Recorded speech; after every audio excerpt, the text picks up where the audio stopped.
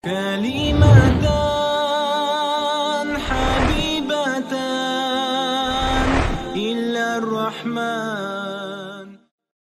Tentang qanaah, ya. Bagaimana tips supaya kita bisa memiliki sifat qanaah, ya. Pertama-tama bahwa qanaah itu maknanya adalah ridha dengan apa yang telah dibagi oleh Allah dan diberikannya, dan merasa cukup dengan yang halal dan tidak melirik kepada yang haram. Dan qanaah ini salah satu akhlak yang terpuji dan sangat dianjurkan oleh Islam. Dan qanaah bukan hanya sifat yang wajib dimiliki oleh orang-orang yang miskin saja, tapi orang-orang yang kaya pun juga wajib memiliki sifat qanaah. Nah, qanaahnya seorang yang kaya adalah dia bersyukur kepada Allah, ridha dengan pemberian Allah, dan menjadikan dunia itu di tangannya, bukan di hatinya, sehingga dia tidak diperbudak oleh dunia. Juga tidak menahan zakat hartanya, dan tidak terlalu risau fikirannya oleh perdagangannya. Jika mendapatkan keuntungan dia bersyukur, dan jika rugi dia ridha, ya. Adapun bagi orang yang fakir, maka sifat qanaahnya adalah dengan ridha dengan apa yang telah Allah bagikan untuknya, ya.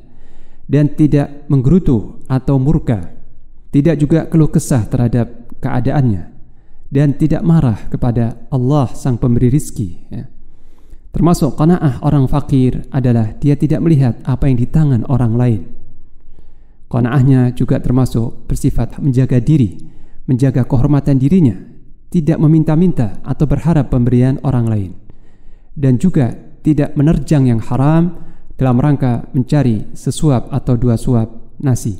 Dan qanaah ini memang tidak mudah karena tabiat manusia itu rakus dan ingin paling superior, ingin paling tinggi, dan tidak ingin melihat orang lain lebih tinggi, lebih utama darinya, ya.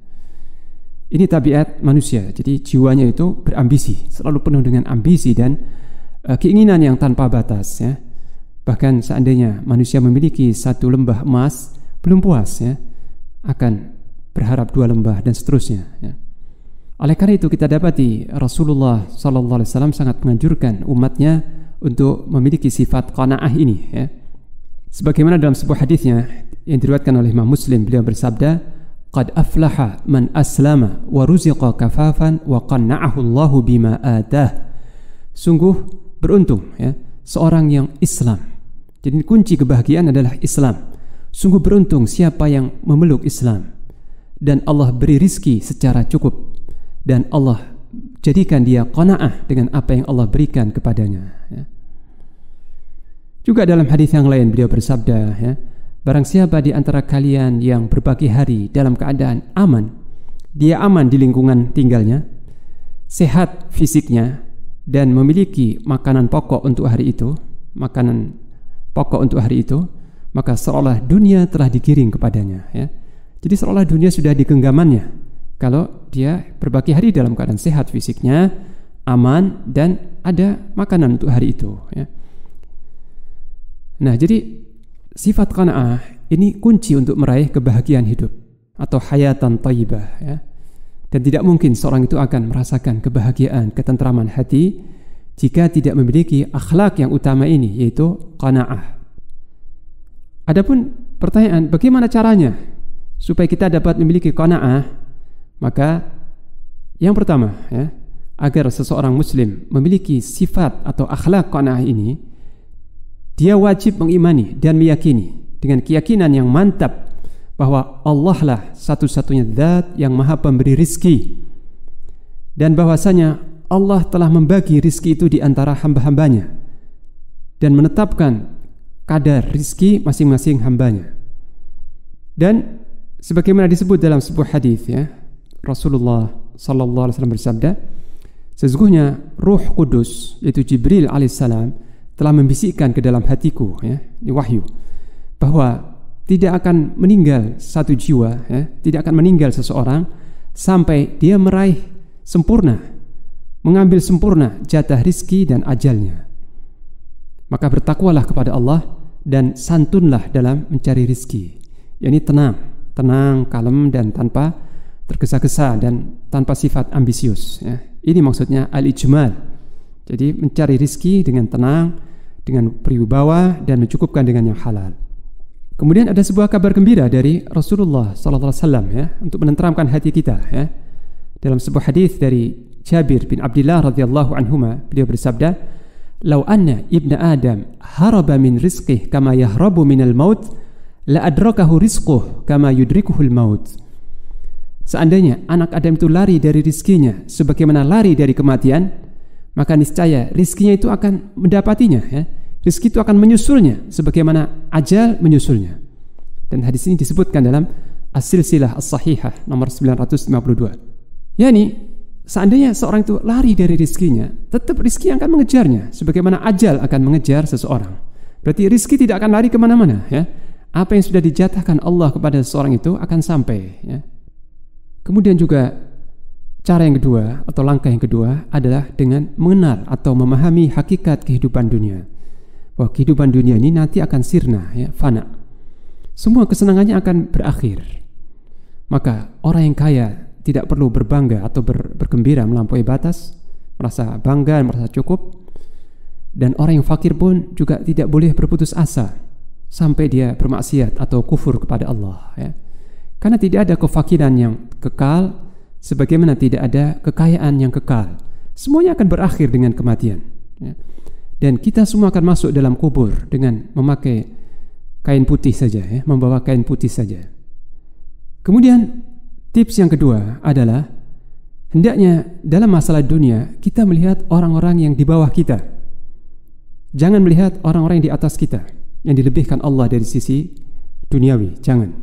Dan ini telah diisyaratkan atau dinasihatkan oleh Rasulullah sallallahu alaihi wasallam. Beliau bersabda, "Unzuru ila man asfala minkum wa la tanzuru ila man huwa fawqakum." Lihatlah orang-orang yang di bawah kalian. Orang-orang yang secara duniawi, secara penghasilannya, pendapatannya di bawah kalian, yang lebih miskin dari kalian. Lihatlah mereka. Dan jangan kau melihat orang-orang yang di atas kalian. Karena hal itu lebih layak bagi kalian untuk tidak meremehkan nikmat Allah ya. Kemudian juga langkah yang berikutnya adalah memahami hikmah Allah Ta'ala dalam melebihkan sebagian hambanya di atas yang lainnya dalam masalah rizki. Allah Ta'ala berfirman dalam surah Az-Zukhruf ayat yang ke-32, "Ahum yaqsimuna rahmata rabbik nahnu qasamna bainahum ma'isyatahum fil hayatid dunya wa rafa'na ba'dahum fawqa ba'din darajat liyattakhidha ba'dhum ba'dan sukhriya wa rahmatu rabbika khairum mimma yajma'un." Apakah mereka itu yang membagi-bagi rahmat Allah? Kamilah, kata Allah, kami yang membagi di antara mereka ma'isyah, penghidupan mereka. Dan kami lebihkan sebagian mereka di atas yang lain, beberapa derajat ya. Kami lebihkan sebagian mereka dari yang lain, beberapa derajat, agar sebagian mereka memanfaatkan tenaga yang lainnya, agar terjadi saling tukar-menukar manfaat. Dan rahmat Rabbmu, yakni jannah, surga, lebih baik daripada apa yang mereka kumpulkan itu. Nah, dalam ayat yang mulia ini Allah Ta'ala menunjukkan hikmahnya. Kenapa melebihkan sebagian hamba di atas yang lainnya dalam masalah rizki? Ini supaya ada terjadi tukar-menukar manfaat ya. Dan kemudian Allah menegaskan bahwa surga, rahmat Allah itu surga, lebih baik daripada dunia dan seisinya.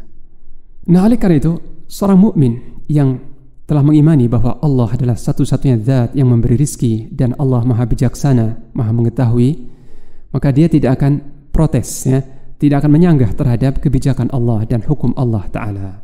Dia akan ridha, akan pasrah dan bersyukur kepada Allah serta bersabar ketika menjalani kekurangan sebagaimana disebut dalam hadis yang lain, "Ajaban li amril mu'min inna amrahu kullahu lahu khair in asabathu sarra syakar wa in asabathu dharra sabar." Sungguh mengagumkan keadaan seorang mukmin ya, seorang mukmin. Semua urusannya baik. Jika dia mendapat kebaikan dia bersyukur dan itu baik baginya. Dan jika mendapat penderitaan dia bersabar dan itu baik baginya. Jadi seorang mukmin dengan keimanannya kepada Allah dan bahwa Allah satu-satunya zat yang memberi rizki dan Allah telah menjatah rizki itu di antara hamba-hambanya, maka dia ridha dengan jatah Allah, dengan pemberian Allah tersebut. Dan ridha dalam masalah ini adalah syarat sahnya iman ya. Karena seorang mukmin tidak dikatakan beriman sampai dia ridha kepada Allah ya. Ridha kepada Allah, ridha kepada Islam sebagai agamanya, dan ridha terhadap Nabi Muhammad sebagai nabinya sallallahu alaihi wasallam. Nah, maksudnya ridha kepada Allah sebagai Rabb, raditu billahi rabba, aku ridha kepada Allah sebagai Rabb, artinya ridha dengan syariatnya dan ridha dengan takdirnya, tidak menyanggah takdirnya, ya. Akan tetapi ini bukan berarti seorang muslim tidak dituntut untuk berusaha dengan sungguh-sungguh atau berikhtiar, tidak. Seorang muslim dituntut untuk bekerja secara yang halal, berikhtiar dengan sungguh-sungguh, tapi hatinya tenang, hatinya tenteram dengan pembagian Allah Subhanahu wa taala, ya. Nah, ini beberapa langkah-langkah untuk meraih sifat qanaah yang terpuji ini, ya. Demikian. Kalimatan habibatan illa ar-Rahman